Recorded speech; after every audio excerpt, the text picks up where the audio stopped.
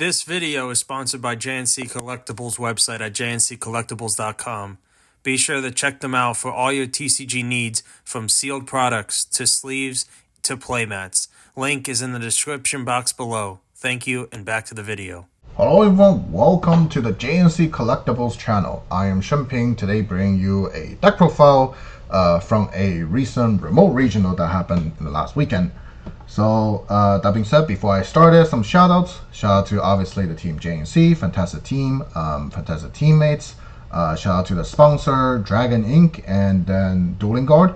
Remember to use JNC5 on the website for 5% off on their product. And also shout out to my own channel, in case you don't know at this point. I also personally have a YouTube channel, being updating kind of episode like longer episode with more detailed deck profile or podcast kind of format of video series. And then yes, the 2024 Road to World 2024 has ended because didn't do that well at the NAWCQ, but I'm probably still gonna updating the channel, not gonna let it be dead. So you're probably gonna see this deck profile as well on my channel in probably like a few days, at most a week. So that being said, let me start today's deck profile. This remote regional, I finished X1 out of 6 rounds, so we had about 90-ish people. 7 rounds, did decently well. Probably the Fiendsmith Snakeeyes, the best deck at the moment. And then I was definitely testing a lot of random kind of thing that I wasn't able to at WCQ. So I'm going to show you one by one. So first of all, the Snakeeye engine is just standard, like nothing really special. Yeah, the Flamber, the standard ratios, nothing really need to talk about. And then the Fiendsmith with Engraver and Lurie, also standard. The only thing that's not standard is Madora. This is like my Beatrice target, quote unquote, that I play in the whole deck instead of I think the standard one will be the Blacko, that thing. So I prefer Madora. Actually, there are a couple games I want because this is Madora instead of Blacko. And then Madora overall is like slightly better going first, and then it also has randomly some recursion because Shuffler just got broken. And then the only matchup Madora isn't as good will be Tenpai. However, Tenpai is relatively lower represented in the whole format, and then even so, I have like other things to deal with Tenpai. So overall, I think Madora is just a better copy, and I've been enjoying it. I like it a lot. So this is pretty much the in-engine monster, I guess. So I guess we'll start with a bit of non-engine. 3 Bestials. They are kind of needed in the format. In my opinion, Boldrake is the best one in my deck. Well, it's because I built it that way. So there are a lot of random things that can randomly pair up Boldrake's hidden effect, which made them almost better than both Magnum and Angelus one. Just an extra negation or interruption. And then 3 Neb. 2 Ogre, because I still want to fit the deck in like quote unquote a reasonable amount. And there's 3 Ash, 3 Vader, and 3 Imperm. And last but not least, I am play 3 Mo Chummy in my main deck.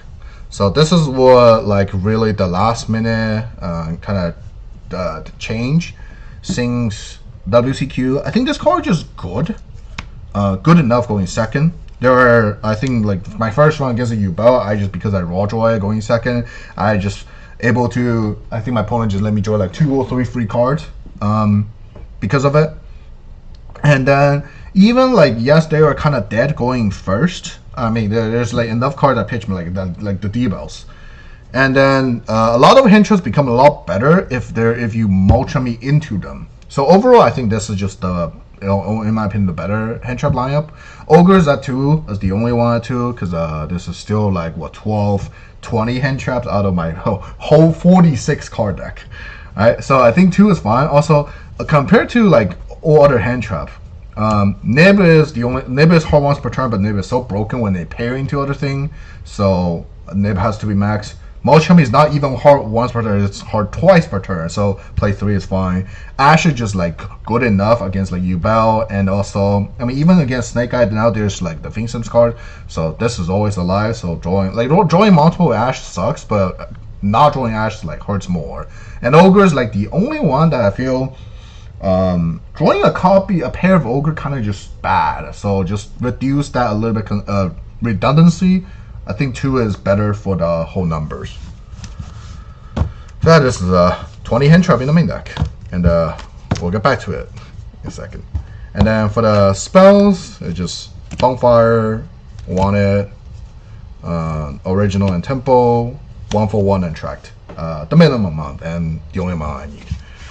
Yeah, so the deck is literally just engine, then fill the rest with hand trap and went up to 46.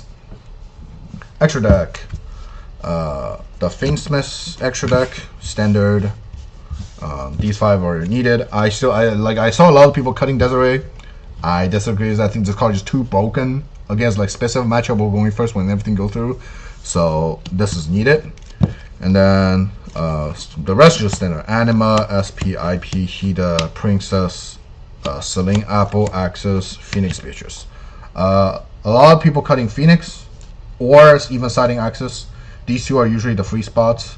I disagree with it. I think these are just so good. Like, I don't see myself ever siding Axis, when if I do, I will just side in Axis every single game, to the point, why don't I just try to ming it, right? And Phoenix on the other hand is like, there are just hands where you almost need to pitch the Lurie or the Flamebird to even have a chance. And then also like, there's not a lot of removal in the deck, so Phoenix is there, is like, along with Axis, is just needed. So this is the extra deck, pretty standard, I'll say. And then the side deck is where I guess things gets interesting. There are the Dogwoods, because not only because time rules, but because other people are playing it, so I have to play it. I'll go select this one and this one. The 5 Floodgates for going first. Just, I'm not citing anything other than these Floodgates. I'm not citing Crossout, so these are, in my opinion, just the best cards going first. And I don't see myself really often get into like the blue tier and other stuff. I think those are just a little bit bricky sometimes. And if you draw, they're a bad card. So yeah, I just don't feel like playing those. And then the package I'm trying this weekend are the side frames. You see, this is a new addition to, haven't really seen many people trying it. In my opinion, Delta is a lot better than we first tried it at the beginning of February during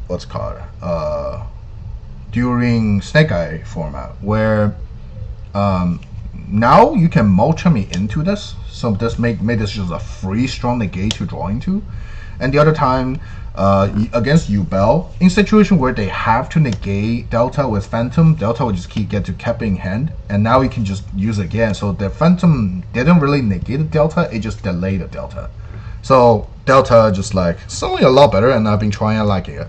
Well, obviously Gamma's good, but Gamma's a 1, right? And there's another like hidden combo where the side frames just combos very well with Boldrick. That's why I said I like Boldrick even more than other Beastill. Just go like I drop a side frame first. Most of the time will be Delta, and then I just summon Boldrick on there like Fiendsmith something. Suddenly Boldrick has another random negate, and you just it's like actually a strong interruption after game state like this. And worst case, like Boldrick's still body in my turn, right? So this is like the small pseudo hand trap combos I can do in the deck. And then last one, just the Cosmic. I was looking for a lot more things good going first against Yubel. Since I have so many hand traps, right? Hand traps usually not that great against Yubel, so Cosmic became one of the option. And also because I was playing a remote regional especially, there'd probably be more rogue than before. And also at Nats, I lost to like 3 rune. I played 3 runic stuns in a row, and I lost to 2 of them.